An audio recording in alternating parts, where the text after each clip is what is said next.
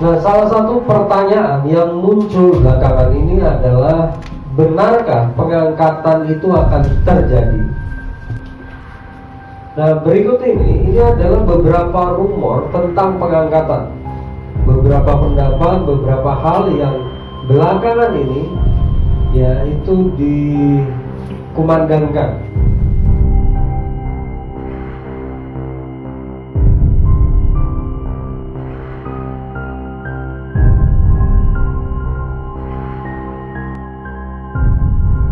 Nah, beberapa di antaranya itu salah satunya adalah pengangkatan terjadi setelah masa antikris. Ya, pengangkatan terjadi setelah masa antikris. Lalu yang lain lagi itu pengangkatan tidak akan terjadi. Ya, pengangkatan tidak akan terjadi.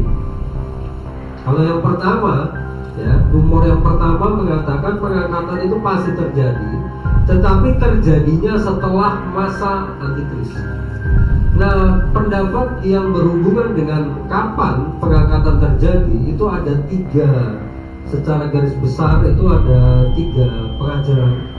Ya, salah satunya adalah pengangkatan terjadi setelah masa antikris. Nah, yang satu ini belakangan ini makin lama makin kuat. Ya, dikumandangkan bahwa pengangkatan itu terjadinya setelah masa antikris. Jadi orang akan mengalami dulu masa antikris, baru setelah itu pengangkatan.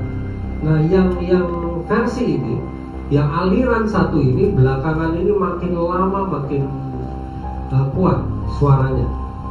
Lalu hal yang lain yaitu yang berhubungan dengan pengangkatan, dikatakan bahwa pengangkatan itu tidak akan terjadi dan tidak pernah terjadi.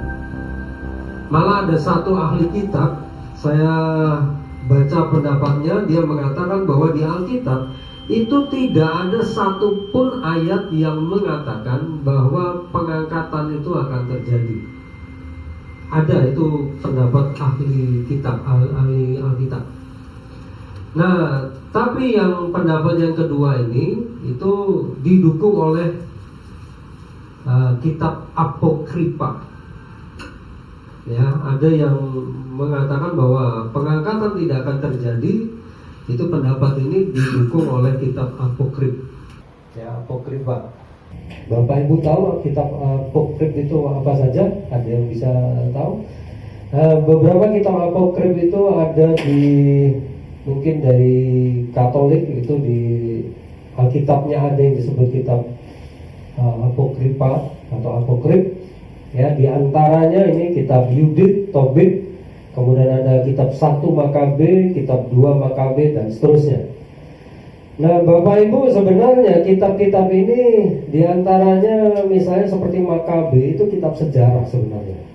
Sejarah perang yang terjadi di Israel. Jadi kitab Makabe ini sebenarnya kitab sejarah. Ya. Kemudian ada beberapa kitab lain ya di saudara-saudara kita yang Katolik jadi mengetahui soal kitab yang ini. Nah, ada beberapa kitab apokrif lain itu tidak ada di kitabnya orang Katolik, kitabnya orang Katolik. Tapi Alkitab 3 yang bawah ini belakangan ini juga makin dikenal orang.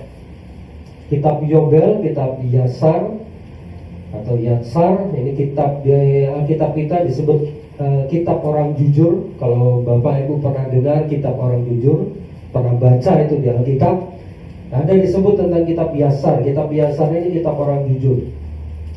Ya, itu ada di Alkitab disebut. Nah, kitab ini belakangan ini juga makin dikenal orang. Saya sendiri punya 3 kitab ini. Kitab Yobel, kitab Yasar, dan kitab Henok. Ya, saya juga baca yang 3 di bawah ini. Nah, cuman saya tidak menganggap bahwa 3 ini sebagai firman Tuhan yang bisa dipegang 100%. Sebagai wawasan oke. Ya. Tapi untuk dijadikan semacam pegangan itu tidak bisa 100%. Untuk tambahan wawasan boleh. Ya.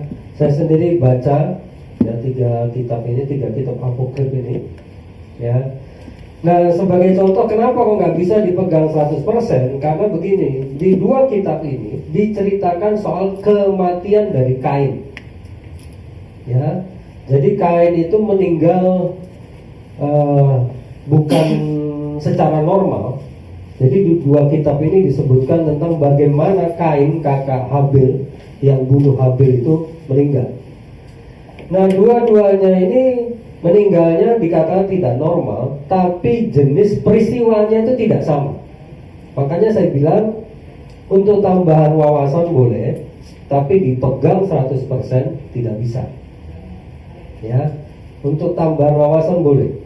Nah, jadi di dua kitab ini penyebab kematian Kain itu tidak sama.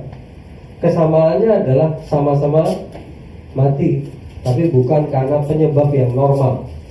Nah, tapi yang kesimpulan yang saya mau sampaikan, kita tidak bisa menggunakan kitab-kitab apokrif ini sebagai pegangan yang mutlak, tapi sebagai tambahan wawasan boleh.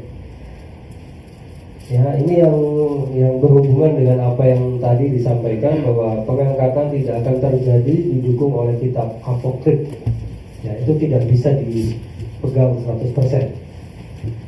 Nah, yang ketiga itu soal akan ada pengangkatan palsu.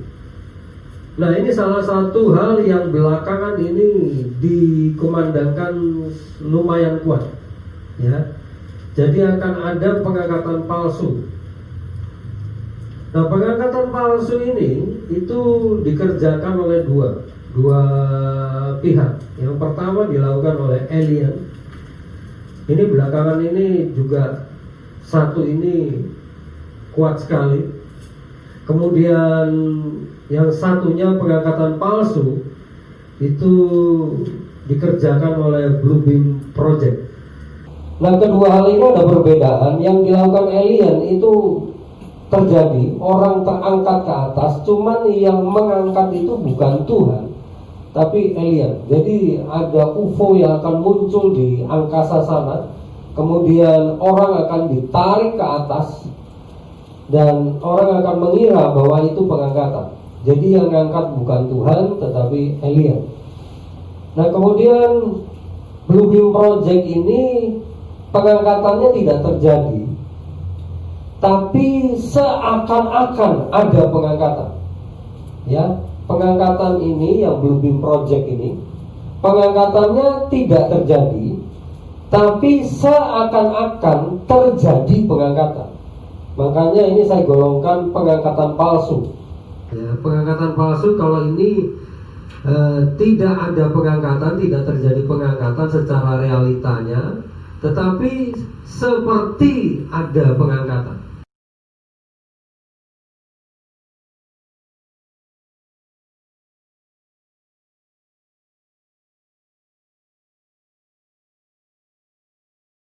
Jadi paling tidak begini Bapak Ibu, ini saya sampaikan bahwa ada 3 rumor besar yang berhubungan dengan pengangkatan.